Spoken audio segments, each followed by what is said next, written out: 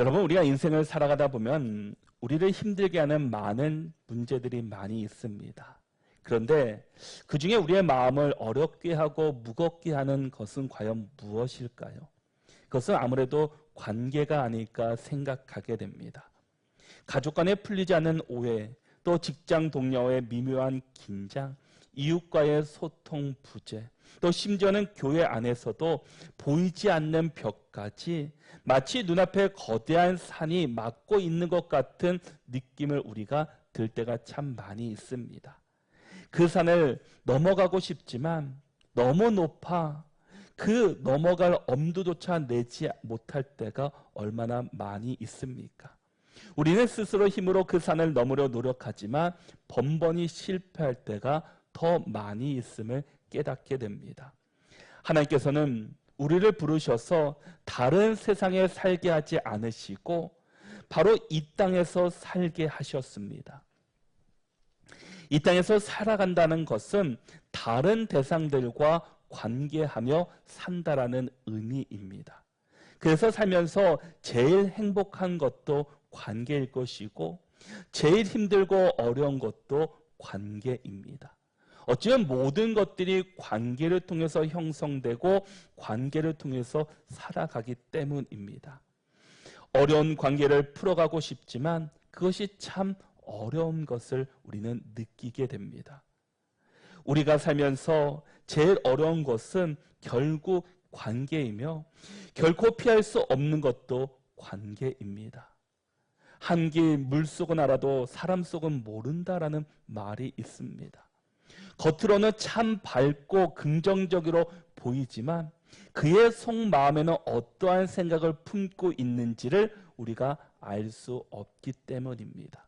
그래서 이 세상을 살아가면서 관계 때문에 힘들어하고 관계 때문에 낙심하는 사람들도 참 많이 있습니다.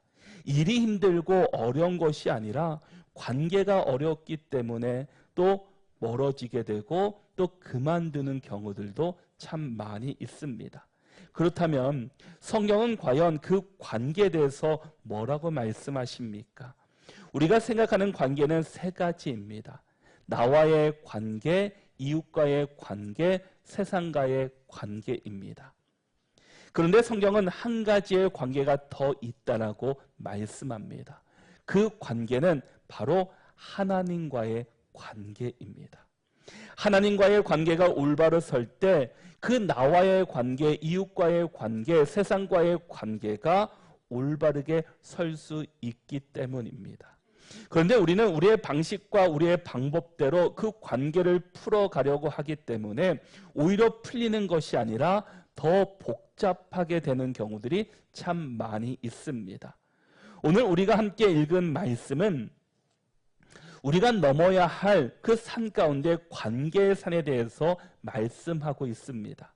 이 말씀은 우리가 넘을 수 없을 것만 같았던 그 산을 예수 그리스도께서 이미 어떻게 허무셨는지, 그리고 그 산 너머에 있는 진정한 평화와 하나됨이 무엇인지를 명확하게 우리에게 말씀해 주고 있습니다. 오늘 이 말씀을 통해 우리 삶을 가로막고 있는 그 관계선을 넘어서는 그 은혜를 깨닫는, 또 주님의 말씀을 깨닫는 이 자리가 될 수 있기를 바랍니다. 예수님께서는 이 땅에 평화의 왕으로 오셨습니다. 예수님을 믿는 곳에는 평화가 있습니다. 밤낮으로 싸우던 집안이 예수님을 믿기 시작하면서 그 가정 가운데 평화가 들게 되고 또 다툼이 있는 곳에 예수님이 오셔서 화해가 시작되었습니다. 화목하게 하시는 화목 제물로 예수님이 이 땅에 오셨기 때문입니다. 그래서 14절의 말씀에서도 그는 우리의 화평이신지라 둘로 하나를 만드사 원수된 것 곧 중간에 막힌 담을 자기 육체로 허시고 라고 말씀합니다. 예수님은 바로 우리의 화평으로 이 땅에 오셨습니다. 우리 주님은 막힌 담을 헐고 갈라진 관계를 회복시키고 이 땅에 오셨다라는 겁니다. 오늘 이 시간 예수님을 힘입어서 우리 앞을 가로막고 있는 이 막힌 담을 헐어버릴 수 있기를 바랍니다. 우리 앞에 놓인 담이 전부 허물어지고 높은 산이 평지가 되는 그 은혜의 축복을 우리가 받아 누리는 복된 자리가 될 수 있기를 바랍니다.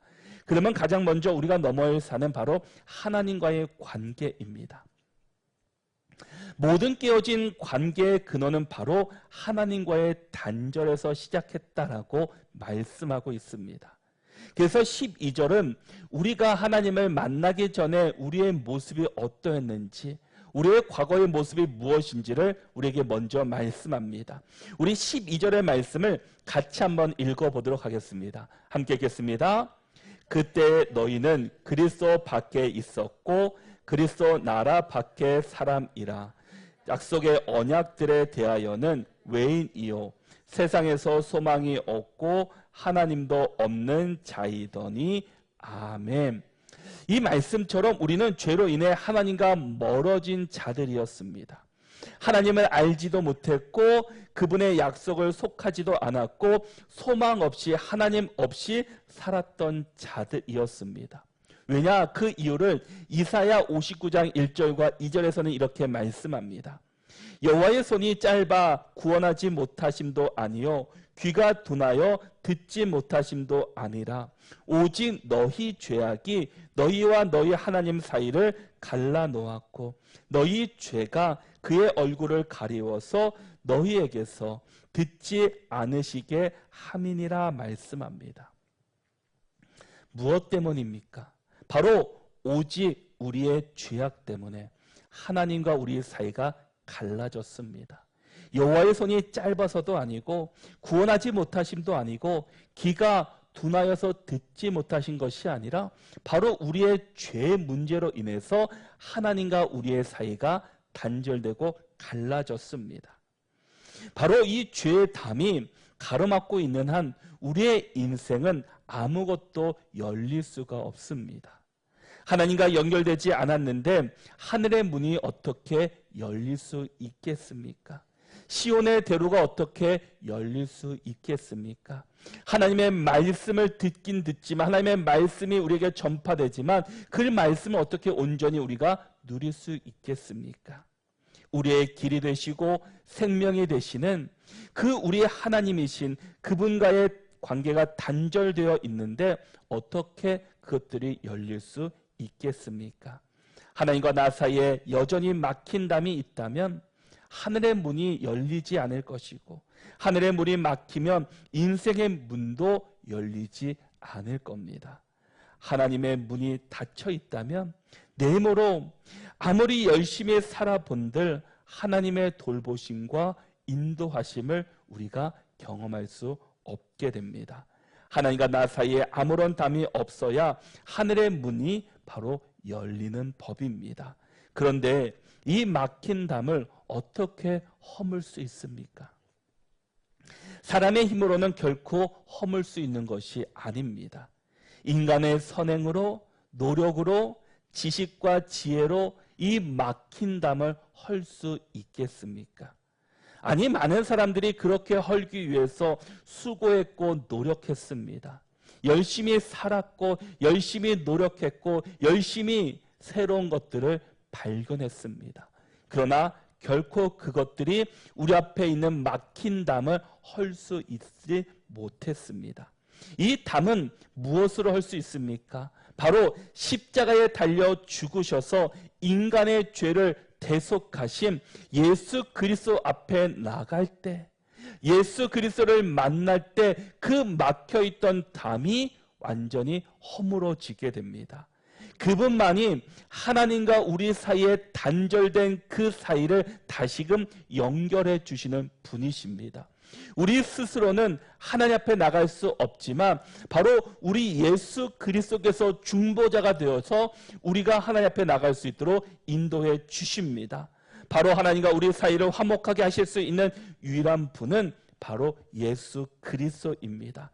그래서 13절의 말씀에서 이제는 전에 멀리 있던 너희가 그리스도 예수 안에서 무엇으로? 그리스도의 피로 가까워졌느니라. 이 그리스도의 피가 무엇입니까? 바로 십자가 사건입니다. 바로 십자가로 말미암아, 예수 그리스도의 십자가로 말미암아 우리가 하나님과 가까워졌다라는 겁니다. 바로 예수 그리스도께서 십자가에서 흘리신 피는 우리를 하나님과 가로막고 있던 그 거대한 죄의 장벽을 완전히 허물어 주셨습니다. 그분은 우리를 위해 십자가에서 죽으심으로 죄의 값을 치르시고 우리를 하나님께 가까이 나아오게 하셨습니다.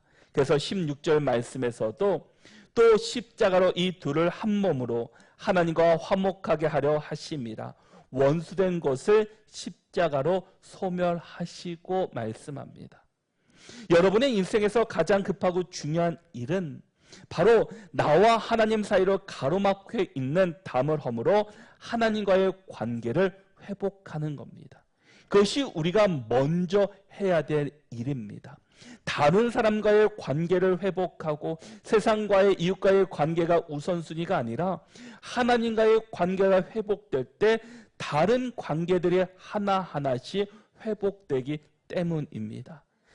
바로 우리는 예수 그리스도를 믿음으로 우리는 더 이상 하나님 밖에 있었던 존재가 아니라 그분의 사랑 안에 거하는 하나님의 자녀가 되었습니다. 성경은 우리의 새로운 신분을 분명히 말씀하고 있습니다.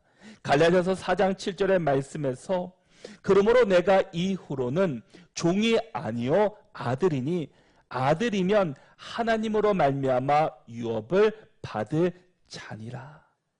바로 여러분은 예수 그리스도의 십자가로 인해서 이제는 하나님의 자녀가 되었습니다. 그리고 하나님으로 말미암아 이제 유업을 받을 자가 되었다라는 겁니다.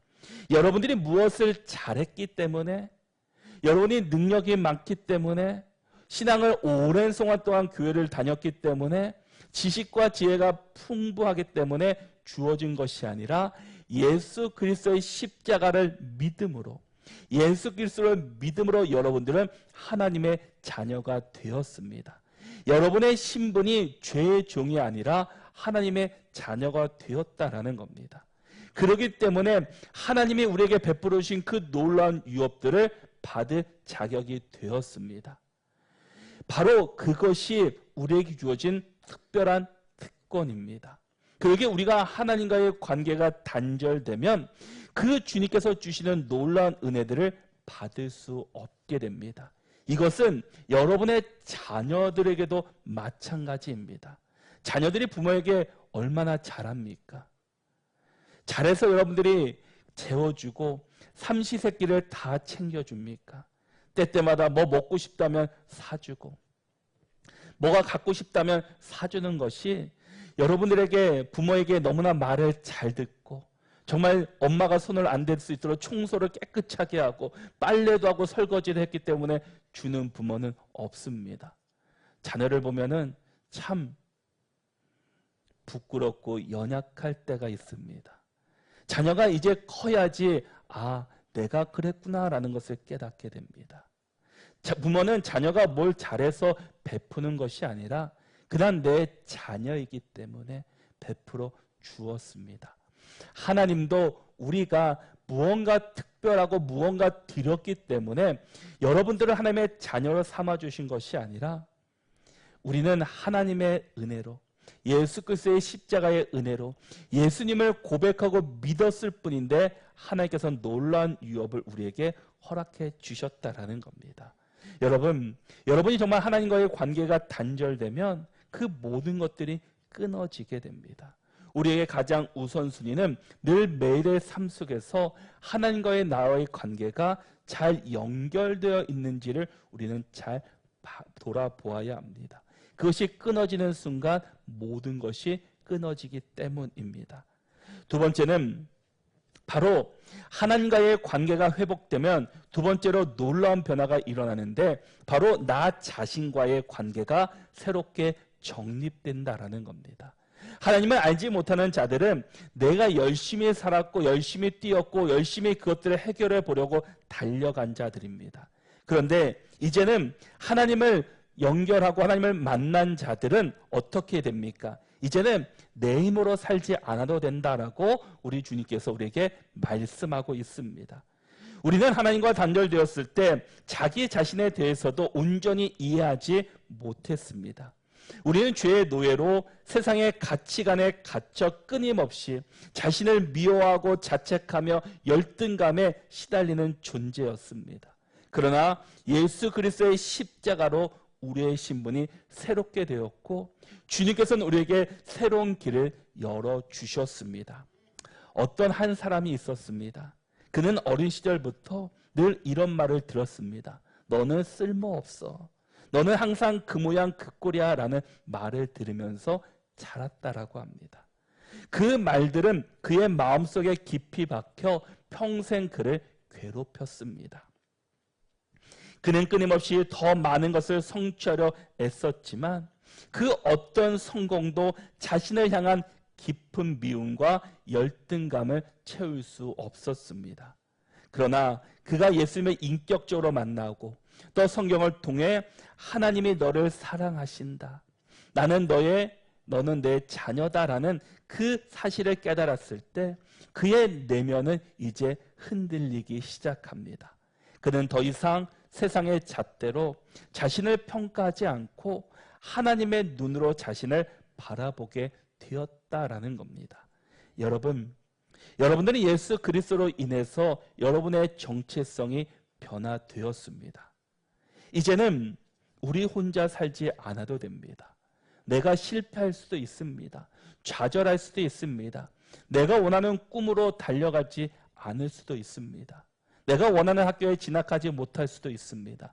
그러나 하나님께서는 우리에게 그것이 끝이 아니라 새로운 길을 열어주실 것이라고 말씀하고 있습니다.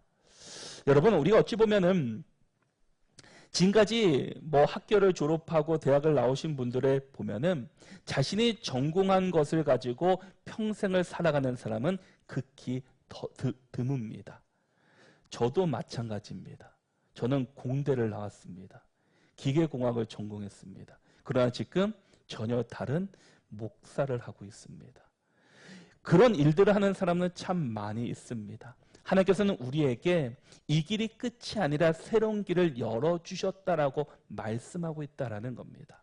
세상 사람들은 이것이 안 되면 끝이고 열등감이고 비참할 것이라고 생각하지만 하나님은 그게 끝이 아니고 새로운 길을 열어주시고 새로운 길을 인도해 주실 것이라고 말씀하고 있다라는 겁니다. 바로 그것이 우리에게 새로운 정체성이 심어진 겁니다. 그래서 15절은 이렇게 말씀합니다.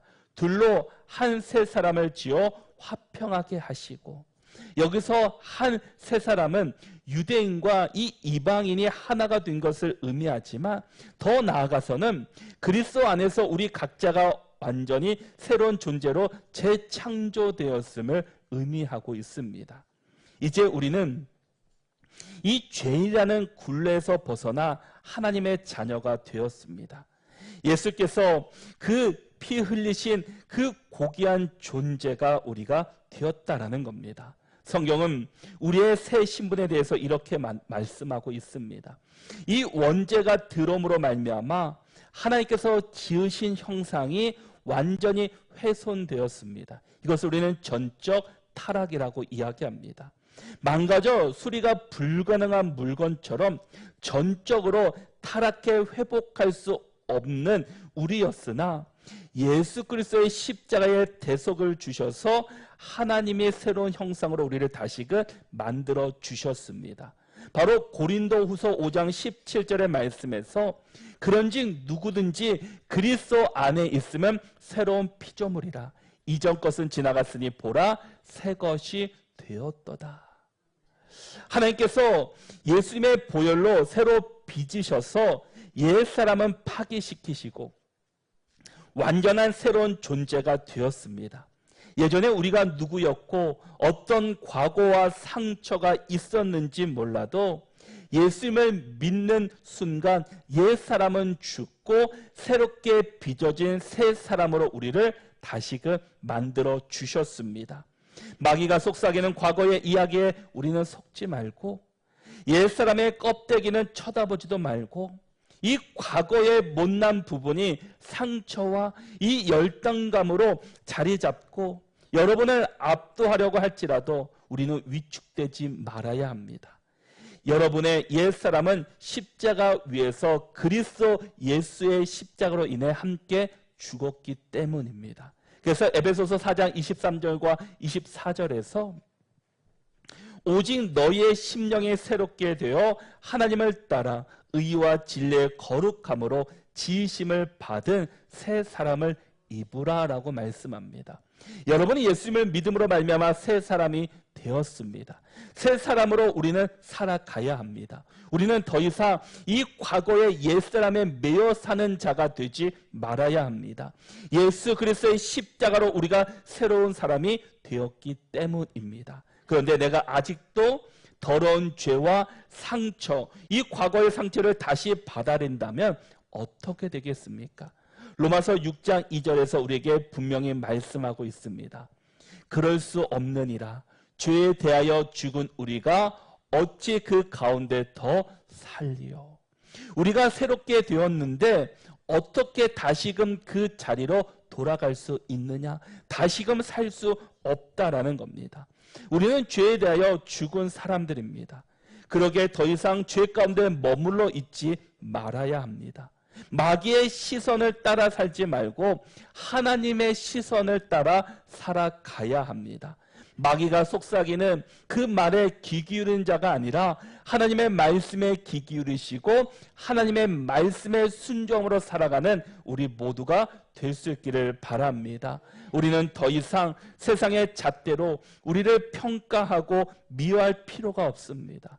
세상 사람들이 나를 뭐라고 한다 할지라도 그것에 우리가 매어 살지 말아야 합니다. 왜냐? 하나님은 여러분들을 사랑하시고 여러분들에게 참 잘했다라고, 나는 너를 사랑한다라고, 내가 너를 보아주겠다라고 우리 주님께서 지금도 우리 가운데 말씀해 주기 때문입니다.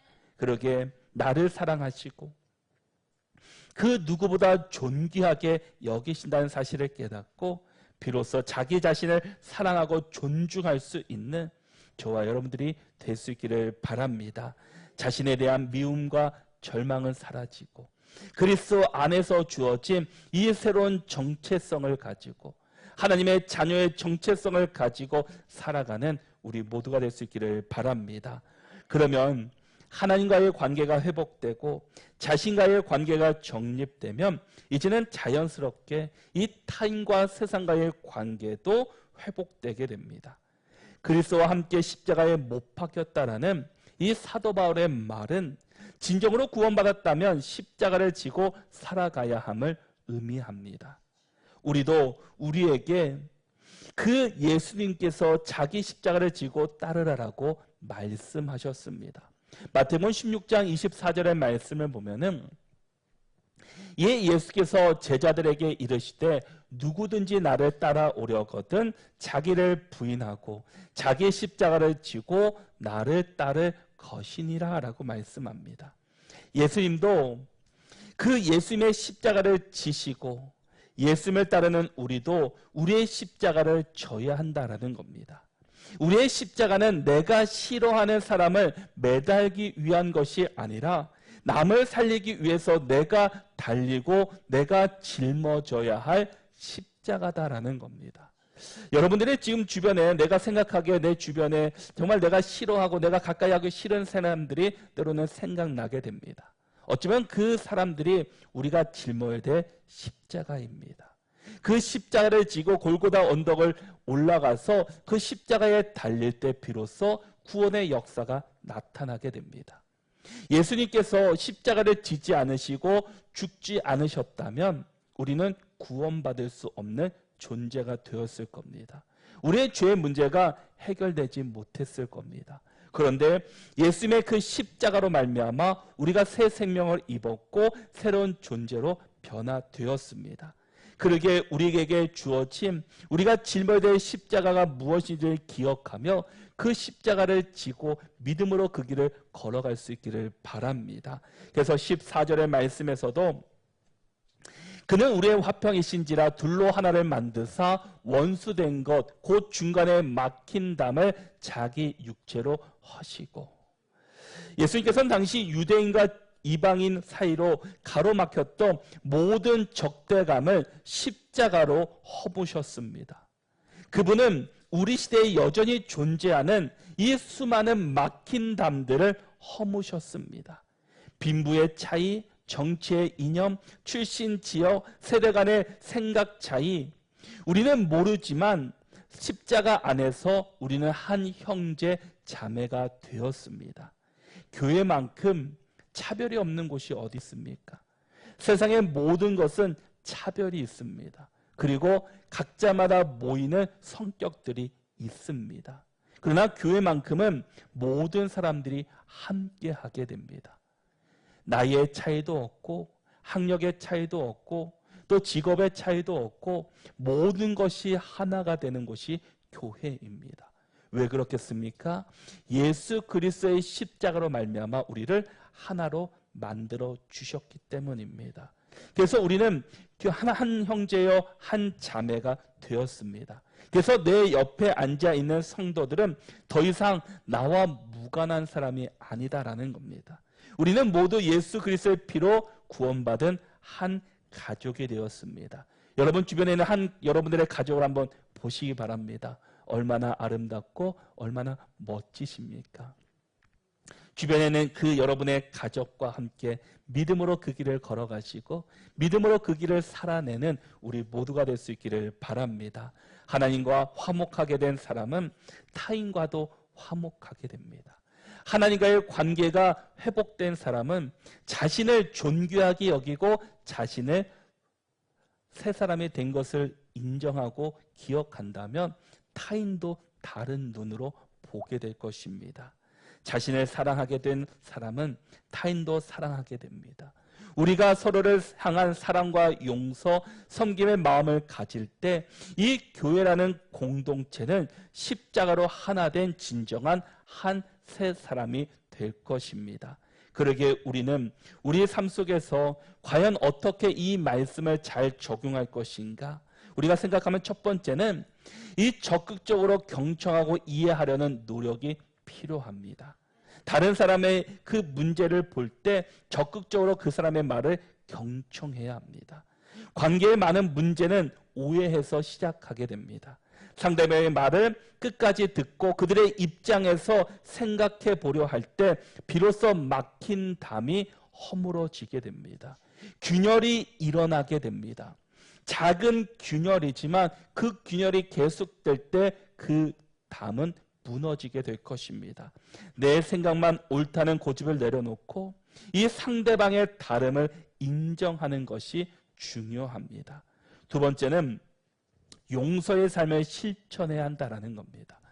골로새서 3장 13절의 말씀을 보면 누가 누구에게 불만이 있거든 서로 용납하여 피차 용서하되 주께서 너희를 용서하신 것 같이 너희도 그리하고.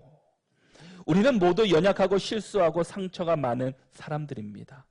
이때 과거의 상처를 붙잡고 있기보다 주님께서 이 우리를 용서하신 것처럼 우리를 위해서 십자가에 주어진 그 은혜를 기억할 때 다른 사람도 용서할 수 있는 마음을 가질 수 있게 됩니다. 용서는 관계의 산을 넘는 가장 강력한 도구이기 때문입니다. 그리고 세 번째는 사랑으로 섬기고 희생해야 합니다. 빌보서 2장 3절과 4절의 말씀에서 아무 일에든지 다툼이나 허영으로 하지 말고 오직 겸손한 마음으로 각기 자기보다 남을 낮게 여기고 각각 자기 일을 돌볼 뿐더러 또한 각각 다른 사람들의 일을 돌보아 나의 기쁨을 충만하게 하라라고 말씀합니다. 진정한 사랑은 자기 유익을 구하지 않습니다. 오히려 상대방의 필요를 먼저 살피고 기꺼이 섬기며 때로는 자신을 희생하는 데서 관계는 더욱 굳건해집니다. 다른 사람을 사랑하고 용서하는 것, 섬기고 희생하는 것이 우리가 해야 할 일입니다. 그리고 네 번째는 화목을 위해 다리를 놓는 자가 되어야 합니다. 17절의 말씀처럼 예수님은 평안을 전해주셨습니다. 우리도 마찬가지입니다. 갈등이 있는 곳에 평화를 선포하고 단절된 관계를 이어주는 다리 역할을 우리가 감당해야 합니다. 이것은 때로 불편하고 힘든 일일 수 있지만 그리스도 안에서 우리가 받은 사명이기도 합니다. 그리고 예수님께서 그런 삶을 사셨습니다. 사랑하는 성도 여러분, 우리의 삶에는 여전히 관계의 산이 존재합니다.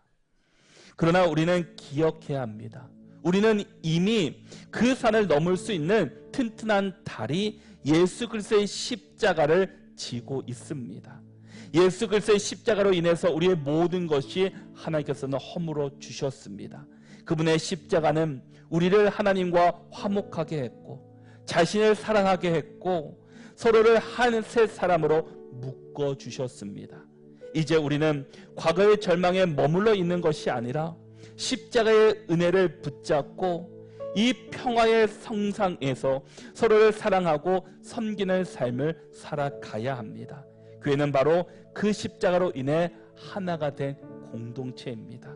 아직까지 여러분의 안에 있는 그 끊어졌던 관계 안에서 먼저 하나님과 하나가 되시고 나를 다시 한번 회복하고 하나님께서 주신 은혜로 세상 가운데 그 관계의 평안을 전하는 저와 여러분들이 될 수 있기를 바랍니다. 그래서 한 주간도 하나님과의 관계를 온전하게 세워서 우리 앞에 있는 막힌 담을 허시고 하나님의 은혜 안에 머무는 우리 모두가 다 되시기를 바랍니다.